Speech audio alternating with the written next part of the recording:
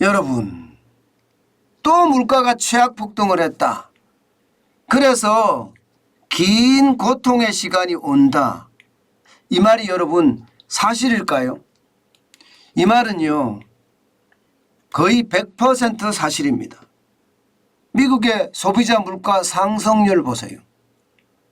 6월 소비자 물가 상승률은 무려 말입니다. 9.1%가 올랐습니다. 시장의 예측치가 8.8%였습니다. 그런데 9.1%까지 올랐으니까 시장도 화들짝 놀랄 정도입니다. 엄청난 거죠. 9.1%라는 건 여러분, 물가 상승률이 1981년 이후 41년 만에 가장 높은 수치라고 이야기합니다. 그만큼 물가가 폭등하고 있다, 이런 얘기예요. 여러분도 알다시피 물가가 지금 계속 올라가잖아요. 그죠? 3월 달에 8.5%를 달성을 했어요. 3월 달에. 그런데 4월 달에 내려가 꺾여 있죠. 8.3%로 내려가니까 물가 정점이 지났다, 이런 말이 많았습니다. 그런데 5월 달에 8.6%까지 올라가더니 6월 달에는 급기야 9.1%까지 올라갔습니다. 물가가 지금 거의 폭등이라는 거잖아요. 진짜 심각한 것은요, 지금 미국은요, 물가가 너무 많이 올라가니까 계속해서 금리 인상을 해왔습니다. 한두 번 금리 인상을 한 것도 아니고 말입니다. 지금 보시는 것처럼 6월에도 금리 인상 0.5%포인트, 그러니까 빅스텝을 단행을 했고요. 5월 달에도 금리를 올렸습니다. 그리고 3월 달에도 금리를 3월 달은 안 올렸죠. 지금 금리를 연이어서 계속 올리고 있거든요. 미국도. 그런데도 물가가 안 잡힌다는 거예요. 물가가 계속 올라간다는 겁니다. 9.1%까지 올라갔잖아요. 이것은 말입니다, 시장에 엄청난 위험 요소로 작동이 됩니다. 시장의 엄청난 위험 요소로.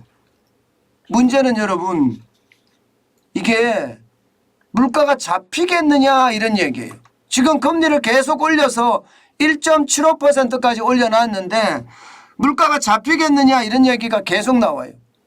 왜냐하면 말입니다, 휘발유를 비롯해서 주거비, 식품 가격 다 올라갔거든요. 그런데 에너지 가격의 인상의 폭은요, 조금씩 줄어들고 있습니다.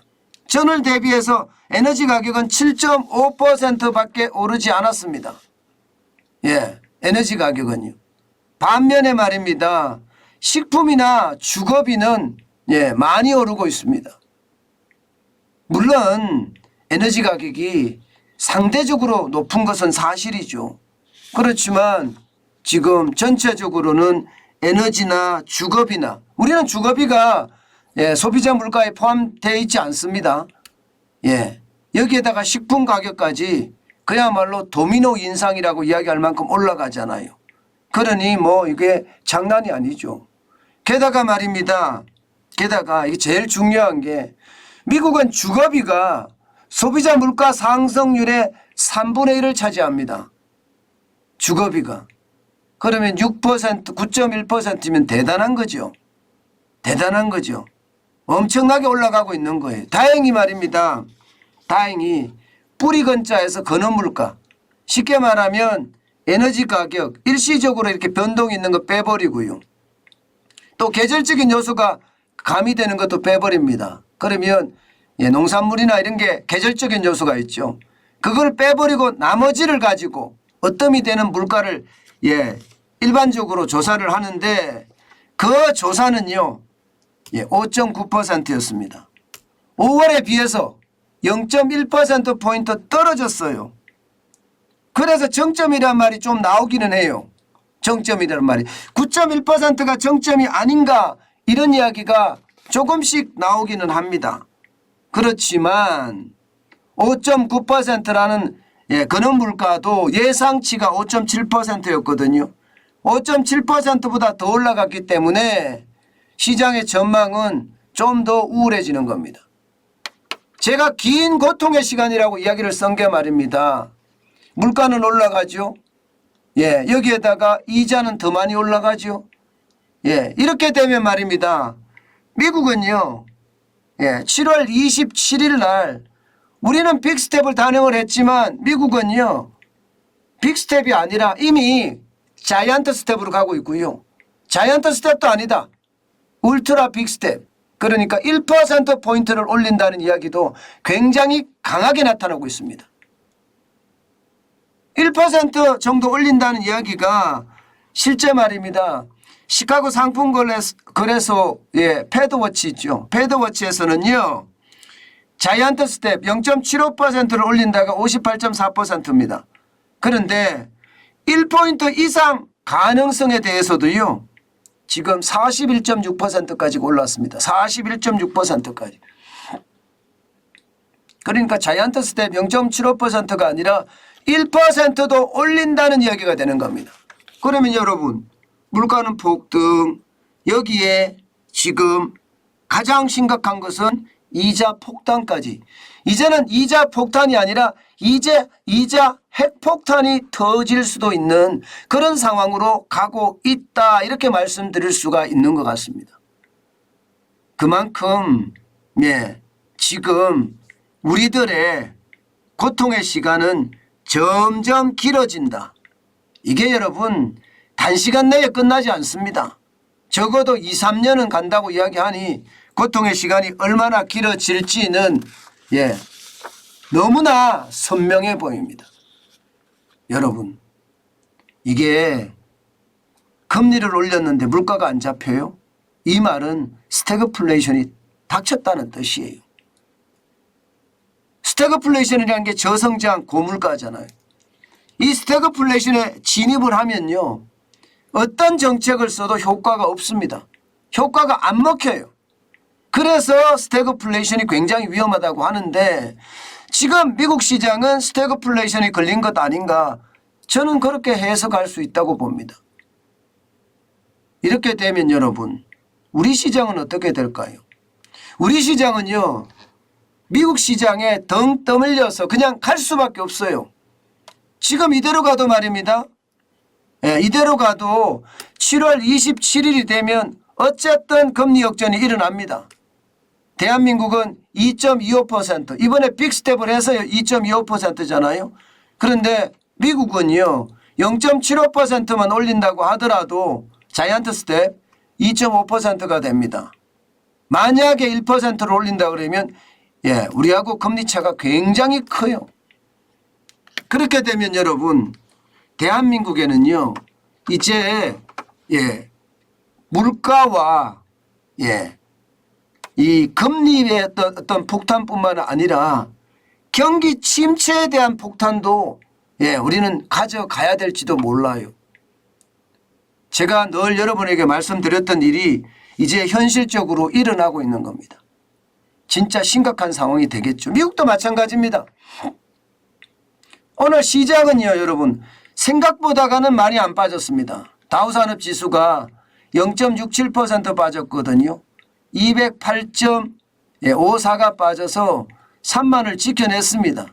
3만 772.79까지 지켜냈어요. 오늘 미국의 소비자 물가가 9.1%까지 올라갔기 때문에 시장의 예상치보다 훨씬 많아서 저는 3만이 붕괴될 수도 있다고 생각을 했거든요. 예상보다 선방을 한 거죠. 예상보다. 그렇지만 지금 당장 불확실성이 해소가 됐기 때문에 적게 떨어졌다. 저는 이렇게 판단합니다. 이게 시장에 미치는 영향으로 가면 아마 말입니다. 9.1%의 소비자 물가 상승률은 결국은 자이언트 스텝이 될지 울트라 빅 스텝이 될지 뭔가 행동이 일어납니다. 그러면 거기에 대한 반응 주식시장에 그대로 다가갈 수밖에 없습니다. 저는 시장의 충격은 지금이 아니라 좀 더 있다가 터질 거다 이렇게 예상합니다. 나스닥도 마찬가지입니다. 나스닥도 지지부진했습니다. 0.15% 하락했고요. 17.15가 빠졌습니다. 예, 11,247.58로 마감을 했는데 저는 나스닥 자체가 기술주 중심이잖아요. 기술주 중심이니까 재무 상황이 그렇게 튼튼하지는 못하거든요. 대부분 차입해서 기업을 키워가는 그런 모양새이기 때문에 이게 소비자 물가가 9.1%까지 올라가면 나스닥은 제가 많이 떨어질 줄 알았는데 예상보다 안 떨어졌습니다. 예상보다. 시작은 엄청 떨어져서 시작을 했습니다. 시작은. 이러다가 11,000이 깨지는 것 아니냐 뭐 이런 예상까지 했었는데 회복을 하더라고요. 불확실성에 대한 그 해소가 아마 시장에 영향을 미쳤다 이렇게는 저는 보입니다.